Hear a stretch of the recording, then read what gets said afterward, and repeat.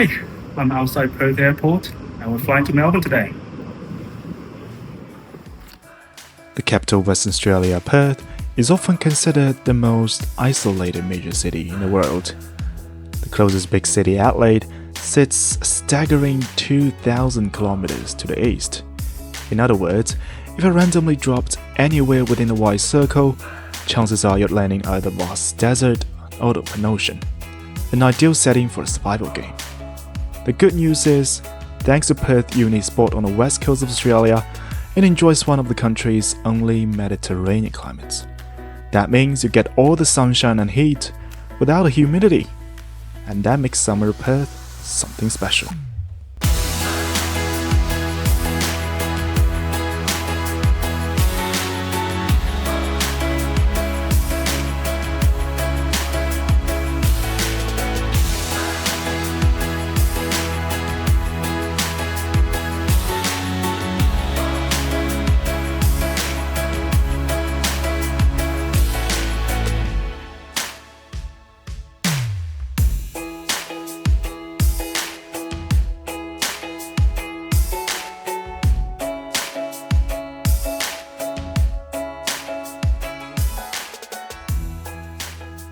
Scarborough Beach, stretching along the endless coastline of the Indian Ocean, is one of my favorite spots in Perth.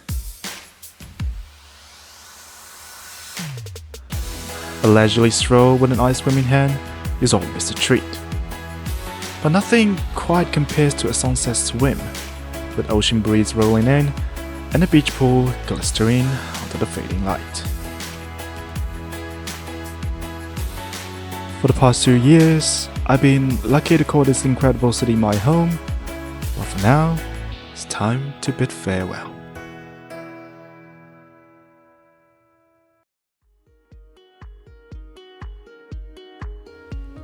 Perth Airport is conveniently located just 10 kilometers east of the central business district, making it a quick 20-minute car drive during off-peak hours. For sheer convenience, car rides or Uber trips are usually your best bet. Alternatively, the newly built airport line offers a seamless connection to the city centre and by extension, almost all of Perth's public transport network. This accessibility is a fantastic feature for any city, particularly for newcomers. The trains are modern, clean, and efficient, putting some so-called major cities to shame. And by some, I really meant Melbourne. Anywho, today we'll be departing from Terminal 4. Terminals 3 and 4 at Perth Airport are dedicated to Qantas for both domestic and international flights. All other airlines operate from Terminals 1 and 2.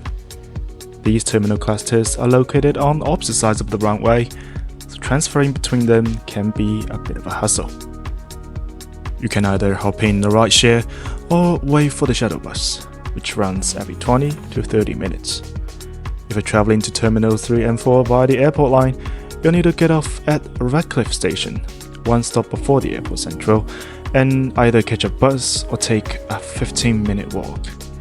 This setup makes the train a little less appealing for Qantas passengers compared to those flying with the other airlines. Today's flight is rather straightforward. We'll take off from Perth, heading east, flying over Western Australia, then entering the Great Australian Bight. We'll fly past Adelaide on the port side and cross the SA Vic border before touching down at Melbourne International Airport, covering a total distance of 1,683 miles.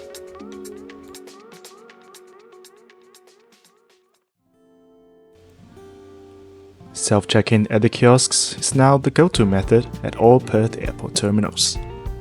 Of course, there's still dedicated service available for business class passengers and premium status holders.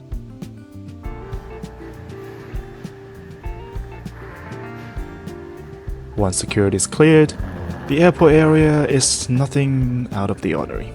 You've got your food and drink options, convenience stores, and of course the direction board that's half lit. You can't miss the Qantas Business Lounge thanks to this gigantic sign directing the way. As you move through the spacious seating area, you find a small bar serving up freshly made cocktails and coffee. While this one wasn't open during my visit, there is a larger bar at the back of the lounge that's ready for business. Now, I'm not much of an alcohol drinker myself, so I'll leave it up to you to judge the quality of their selections. Next up, we have the magazine stand, which leads us straight into the food area. The salad bar is beautifully presented and quite generous with the selections. There's also a spread of corn chips and freshly baked breads. Up a bit. There we go. Unhealthy and or gluten-free options, along with some flavored water called Quench. But perhaps the real star of the food section is the fresh baked pizza station. Lounge was pretty packed when I visited in the late afternoon, making it tricky to navigate and get good footage. But honestly, there's not much to miss, just more seats, and more seats, and more seats. You'll also notice the unmistakable presence of FIFO workers, handing around the cocktail and the pizza bars and clustering together, which made me feel like I was at a tapas bar in Northbridge. Once our incoming plane landed, I decided to head out, since the outside area felt a lot roomier. Our ride today is this 22-year-old Airbus A330-200. Beyond cross-country flights like the one we're taking today, this very aircraft also flies to destinations like Singapore and Bali. Qantas A330 Business Class is laid out in a 1-to-1 configuration, ensuring direct aisle access for every passenger. Even numbered rows feature true window seats, offering extra privacy. There's also a smaller, more private mini cabin at the back. That's where my seat is today, 7K.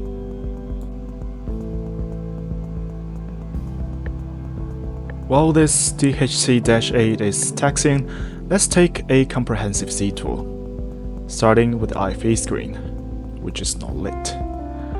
Regardless, even when it's on, the screen size doesn't quite meet today's standards, but more on that later.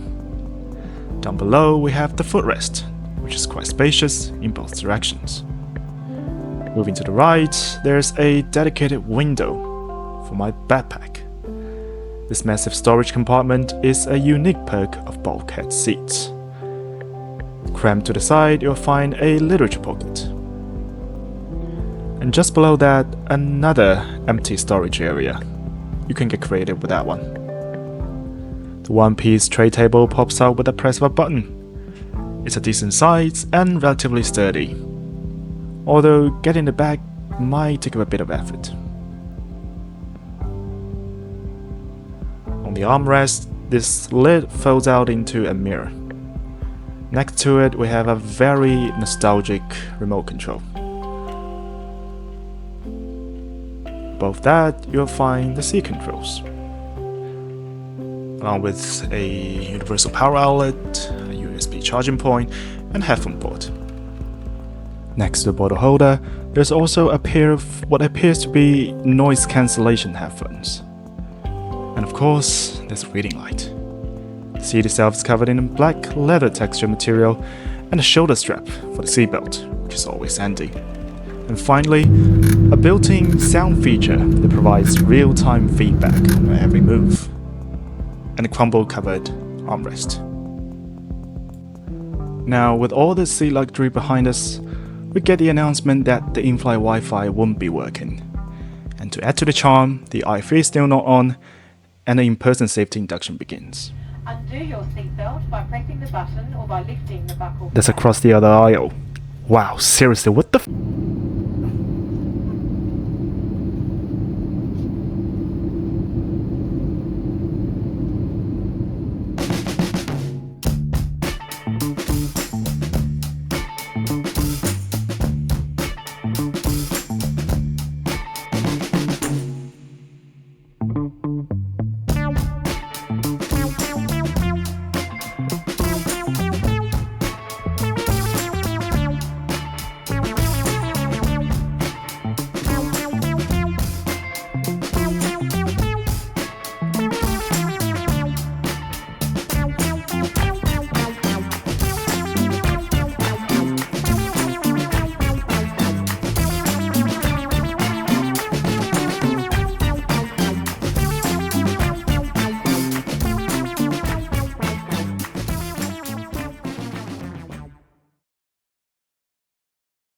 pleasure having you on board. Thank you.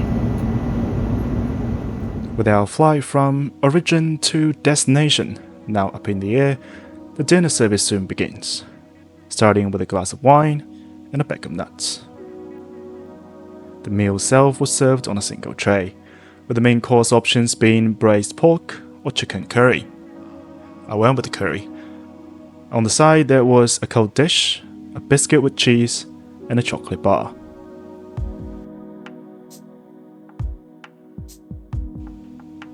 The curry had a surprisingly authentic Thai green curry flavor, and the chicken was tender and flavorful.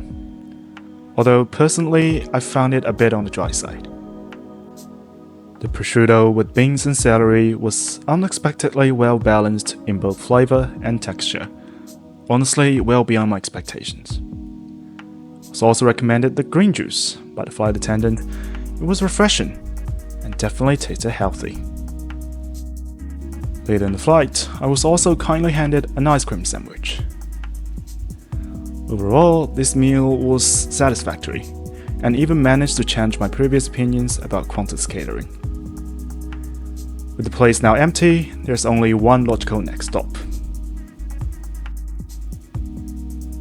The lavatory features 3 well-lit LED lights on the side of a mirror, a standard wash basin, and most importantly, a toilet that works. There's also another mirror on the opposite side. This handle, I assume, is for bracing yourself during turbulence, or for those particularly bumpy moments. In the drawer, there are some feminine hygiene products available, which is a plus. Overall, it's a standard, functional lavatory, pretty much all you can ask for on an older aircraft. As we settle back into our seats, the sun begins to set.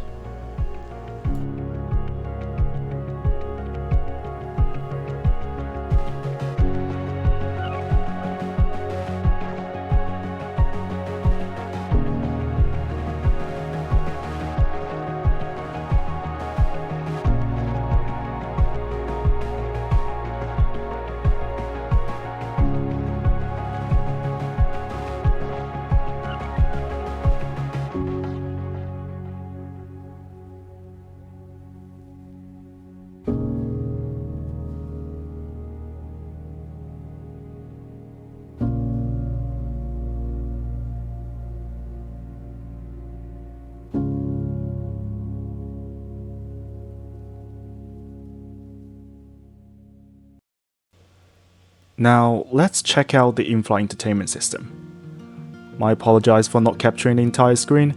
Apparently, when you are faced with 2 screens, it's easy to get a bit distracted. Anyway, we've got this amazing Harry Potter series to choose from, along with a generous selection of Asian movies.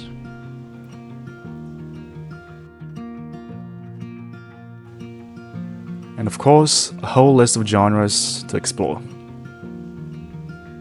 The TV show selection is also impressive, with entire seasons available, rather than just individual episodes. Definitely a plus. But here's the part that really annoyed me. The movie map, from origin to destination of course, wasn't on at all throughout the flight. Unacceptable. Moving on to the headphones, they look cheap, plastic and light.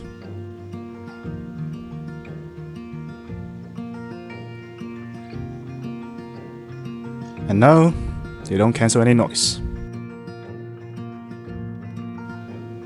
With the bed, as mentioned earlier, the legroom is spacious, so you shouldn't have any trouble sleeping on your side. The duvet and pillow provided are both very comfy.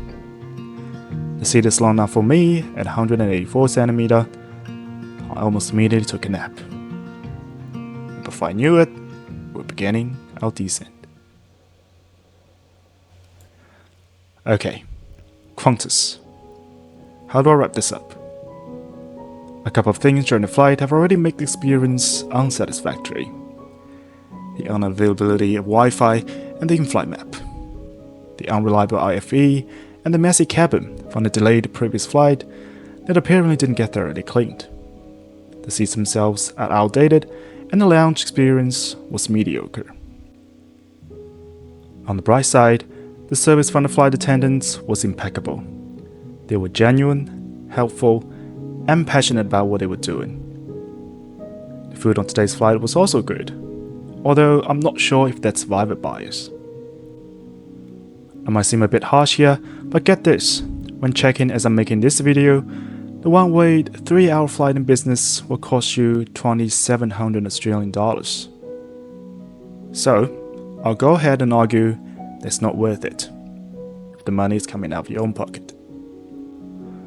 Although I used Qantas points for this flight, the number of points used could almost have gotten me a Cathay Pacific Business Class flight from Singapore to Hong Kong to Shanghai. So, is there a way around it? Almost none. Considering there's no real competition in Australia, nonetheless, I still hope Qantas can improve, as they are almost your only choice if you're after comfort on routes like this. If you made it this far in the video, thanks for sticking around. I wish you fun on your next journey. Hopefully I'll see you again, but before then, travel safe and smooth landings.